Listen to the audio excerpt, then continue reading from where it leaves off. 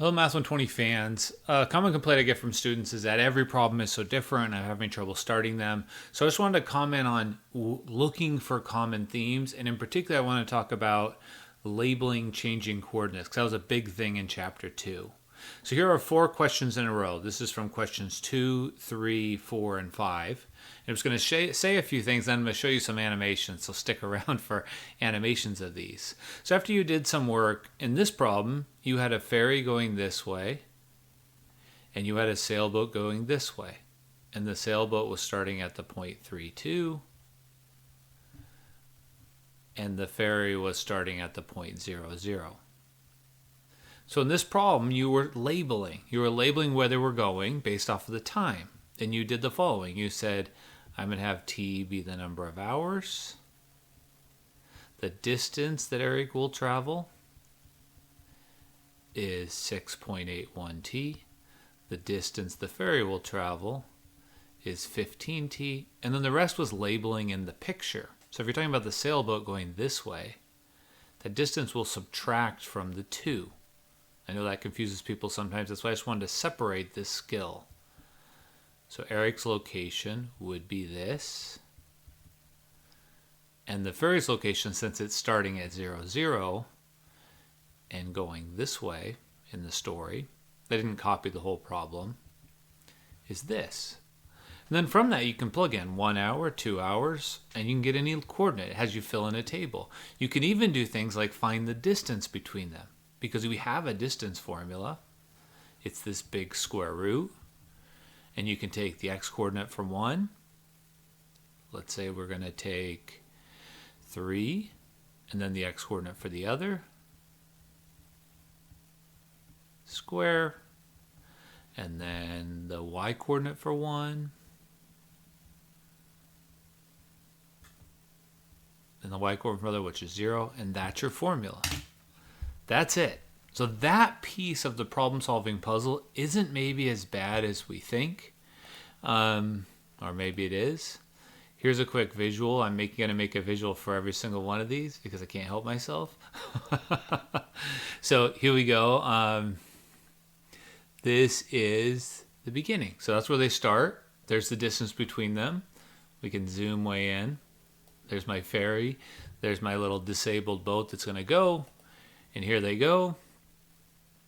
I have a formula now for the distance between them. I also can label where they're located. That's not a lot of work. I know that there's a lot of stuff in the background, like converting, that's sometimes distracting people. They get really close to getting each other, but I think they just miss. All right, that was fun. Let's get rid of that. So let's go to the next one. The next question of the homework says there are 2 cars at an intersection. One is going north at 30 feet per second. One is going west at 47 feet per second. Can we label their location? Sure, same thing. So this is what I mean by if you get through these 4 questions and you still don't have this common idea, that's the issue. You want to start to look for common ideas. I can label that point. I can label a point over here, negative 47t0. And that just becomes faster. And I can also give the distance. Those are all the things you did in this problem. It was the square root of 0 minus negative 47t. And also in this problem, if you did it, you had to do other parts, so you probably saw that you could simplify. Meaning, you could say, well, it's 47t squared. And these are the things we got to take away from the homework because you don't want to be spending a long time the next time you do it. So this is going to be whatever 47 squared is times t squared, and whatever 30 squared is times t squared. And you can actually bring those together. So I'd get a calculator out. I'd figure out what 47 squared is. I'd figure out what 30 squared is, all times t squared. And then you can't simplify that much further. I know I'm running off the screen here, so I'll move this over just a tiny bit. But you could, that's about as best you can do. Whatever 47 squared. So I didn't prepare this. I just wanted to talk about it. So you can simplify the distance formula a lot. Because one question asks you to plug in a given time, and one question asks what is it equal to. Let's show you a visual of that one since I did it. So here we go. We have these 2 cars. They're at the same intersection. And I'm making these simply by going to Desmos and typing in exactly what we just did. So I hope this adds a little dimension to it. And then I'm grabbing the little pictures of things, screenshots. So here go our two cars. There's the distance between them. I now have so I can label their locations. Here's their locations. That's fun that we can do that now. And I can figure out the distance between them. The formula I'm using is the one I just wrote down. There's the distance at 0.5 seconds. There's the distance at 0.6 seconds. All right, that's valuable. If you're going to use math, you got to be able to do stuff like that. Okay, let's keep going. Then you have this Allison and Adrian problem. So at this point, hopefully you were hitting your stride. All right, if I wanted to label where Allison is, I could say t is seconds. And I could say 0, 20t. And if I wanted to label where Adrian is, I could say this. Now, there are other challenges in this problem, absolutely. But at this point, we don't want the challenge to be the distance between them. We can do that, no problem, right? So that's what I mean by as you go through the problems, you don't want to get stuck on the same thing on the next problem. And if it was me, I would simplify that. So 144t squared plus 400t squared. And that's going to be 544t squared. And so it's the square root of 544t. And I simplified partially because my experience in the previous problem, I know I'm going off the screen. I'll make it a little smaller here so you can see it better. That's it. So now I can study the distance between them, and I can study their location.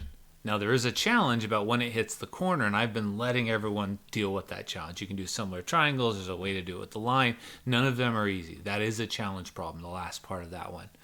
But let's show a little animation. Never made this before. So here we go. Let's zoom it back to the beginning. And we can zoom in for a second. There's me.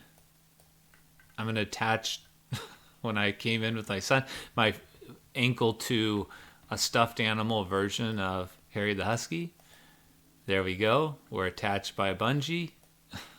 As I said, I can't help myself. I want to make this more interesting in any way I can. There we go. Eventually we hit that corner. And I can't help myself. I programmed it so you could see it bending. There we go. We can do all that stuff. It's the same theme. So you want to be able to check off these things as you see them over and over again and not have to reinvent the wheel each time. That's how things become easier. The last one I don't have a picture for, but it's Steve and Elsie. I actually have a post about this. But they leave. The big challenge here is they don't leave at the same time. One of them leaves 2 hours later. So if t is the number of hours, yes, we can label Steve the same way, 0, 3t if we want. But if we want to label Elsie, we have to say she's been running for 2 hours less. And so the challenge of this problem was to figure out what is 2 hours less. The other way you can think about it is Steve's been going 2 hours more. But 2 hours less is this. That's Elsie's time.